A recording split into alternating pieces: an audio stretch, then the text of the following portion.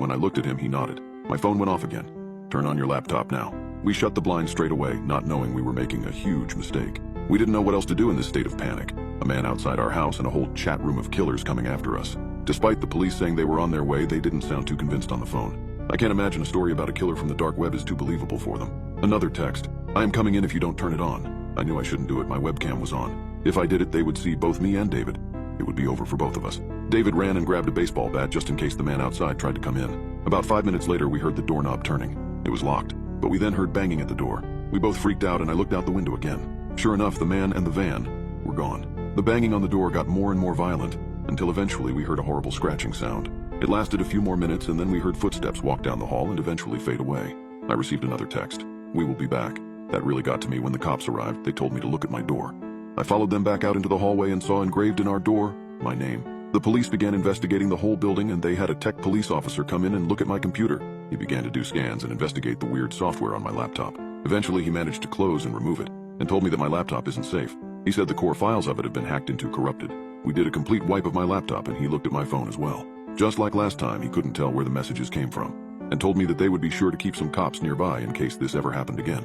I could barely sleep that night. I still went into school the next day with David with me all the time. Both of us were petrified. The police had told us they were looking into the situation and ensuring our safety around the clock. But what could they really do if someone just came up behind us out of nowhere? I somehow survived the whole day of school. David had to stay at school for slightly longer to finish a project, so I went home and collapsed on my bed, exhausted from lack of sleep. That was when I heard it. I heard screams coming from my laptop. I ran over to my desk and lifted up my screen.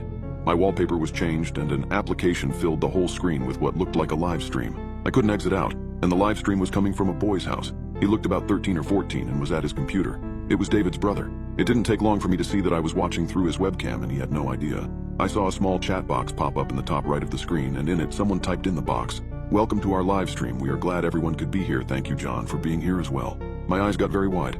My name was John, and they were waiting until I was watching to start the live stream. As I watched, I saw that the closet door behind the poor boy slowly opened, and a man walked out with a toolbox in one hand. He quietly set the toolbox down and pulled out some duct tape. He went behind the kid and put the tape over his mouth and grabbed him tight. The poor kid's face was in total fear. He tried to scream, but he couldn't because of the tape. They were making a decent amount of noise, so it told me that the kid must have been home alone. I tried hard to exit, but I couldn't. I saw the man take out a screwdriver and drive it into the kid's chest. Blood began to pour out and the kid made a full wheezing type noise. I saw tears come from his eyes as this sick man began to drive the screwdriver deeper and deeper. I can't even explain the horrors that I witnessed after that. It was disgusting.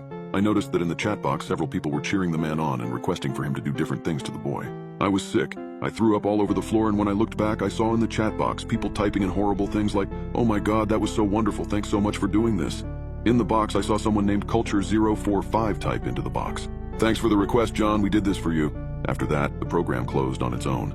I was sweating, breathing heavy, and feeling sick. Throughout the entire thing, I didn't realize that my phone had gone off several times. I looked at it, and the most hateful, mean messages were coming from my friends and family. I asked my mom what was wrong, and she texted back, "You sent that sick, disturbing live stream to everyone. You did this to David's brother. I can't believe who you are." Those monsters framed me. I saw the blue flashing lights outside and knew it was over for me. They had fabricated the whole thing, and there's no way the police would believe it was some people from the dark web. Take my advice, never go on the dark web.